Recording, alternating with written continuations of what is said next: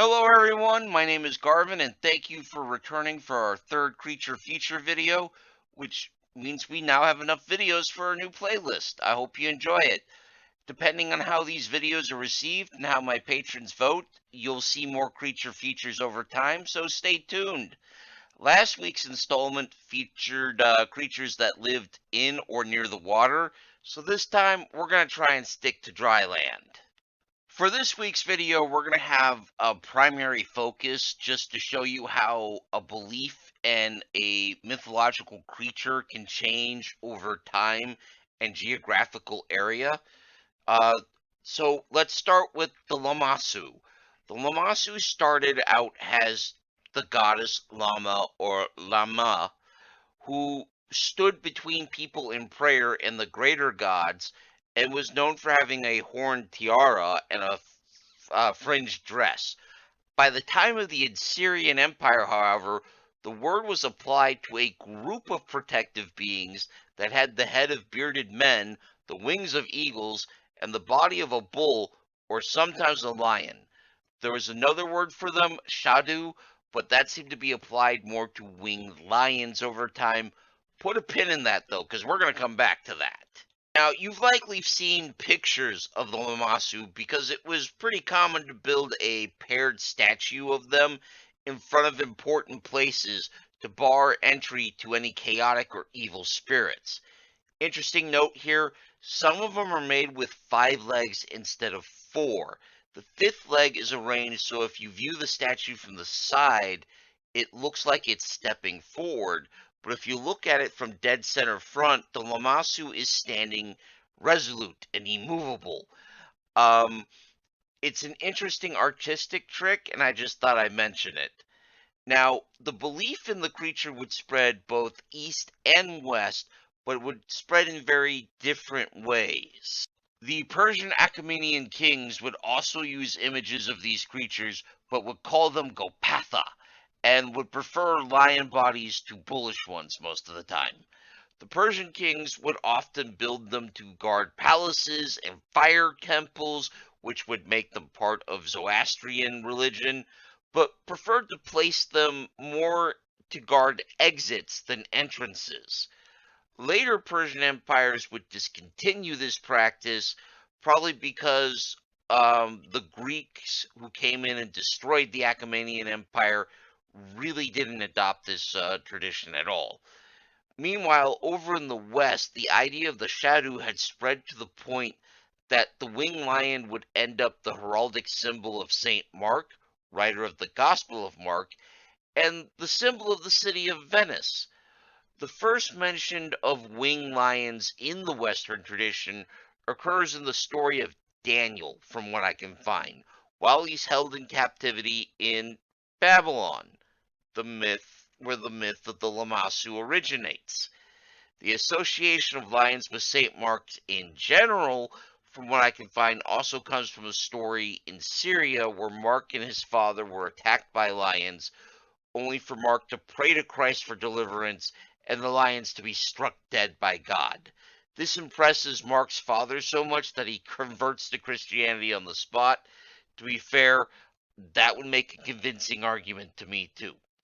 The aspect of wings is also often applied to early missionaries, and like I mentioned, St. Mark was from the Levant area where the myth of the shadow had lingered. So we can see here that the Lamassu evolves from a goddess to a protective spiritual guardian to the symbol of a Christian saint, which is an interesting study in my view of how a mythical creature can be passed from one culture and time to another. Just something to think about. That's enough time on one creature, though. Let's move on to the Serpopard, which is a creature from the art of ancient Egypt and Mesopotamia, and I haven't found any mythological stories or traditions attached to it, just art. They show up on cosmetic palettes, which are tools to grind and apply makeup to the body and face, and cylinder seals, which are small cylinders with designs engraved on them, meant to be rolled across a wet surface, most often clay. In Mesopotamia, they're shown in pairs with their necks crossed and face to face, almost as if they're kissing, so it's kind of semi-romantic, I suppose. And in Egypt, they're more aggressive, shown attacking other animals or having to be subdued. And it's often suggested that they're a symbol for the chaos that Egyptians believed reigned outside their borders, that their pharaohs were responsible for keeping away from Egypt.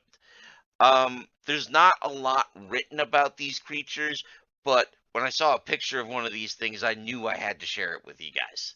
You know, since this video seems to be talking mostly about weird mashup creatures, let me end with a favorite of mine, the questing beast from Arthurian legend. This is a strange creature with a disturbingly dark origin story. It has the head and neck of a snake, the body of a leopard, and the feet of a hart, which is a word for adult male red deer. So it has cloven hooves. Now, to make this weirder, this creature was supposedly born from a human princess who had an unwholesome lust for her brother. She fell prey to the devil, who seduced her physically and spiritually with the promise of getting her together with her own brother. But being the devil, he betrayed her and got her turned around so badly that she got her brother falsely accused of rape and her father executed. Her father was executed by being torn apart by dogs. That's a painful way to go. And because he was being torn apart by dogs, he cursed her with his dying breath to give birth to this thing, whose only sound it makes is the barking of the dogs that rip dear old dad apart. It's really hard for me to hold this against the guy, though, since you're being ripped apart alive by a pack of hungry dogs. Some death cursing seems appropriate in this context. Now, it was hunted down and killed by the Knights of the Round Table as part of the Grail quest. I'm not going to get too much into that, but legend says you can see one of its hoof prints at Helicopter Rock in England. Now, completeness compels me to note there's another version of the questing beast where it's a small, pure white, beautiful creature about the size of a fox that is shockingly beautiful to look at, but is doomed to be torn apart from the inside out by its own offspring, which, that's another dark take if I ever heard one. Arthurian legend is actually quite full of disturbing things and often has conflicting versions of these events, but that's because you have three competing traditions contained in it at the very least. You have Welsh and Britain tradition, you have the Anglo-Saxon traditions, and you have the Norman traditions. And I could do a whole 2-3 months on just Arthurian myths and legends and the different traditions, but that's maybe something for another day. Well, I think we're going to wrap up this week here. Let me just say I hope you found this video interesting and informative. Did I cover any creatures that were new to you? Did I give you any new information about a creature you already knew? What do you think of the changes to the Lamassu and the Shadow over time? Let me know in the comments. In fact, I encourage you to comment, like, or even subscribe, as that helps me in my struggle with the Dread Lord algorithm. Terror be on his name. If you'd like to support this channel in other ways, consider joining the ranks of my Everwise patrons whose votes decide future content. You can vote for as little as $1 a month. Speaking of patrons, special thanks to Big Steve, the channel's biggest supporter by at least 3 different measurements. Seriously though, thank you for your support, Steve. I do appreciate it. Next week will just be a book review, so no video. But after that, we're going to get the history of the alien Minbari from Babylon 5 due to patron requests. So if you have a video you want me to do, becoming a patron's a good way to get there, folks. But until the next video, let me just say, take care of yourselves, take care of each other, and as always, keep reading.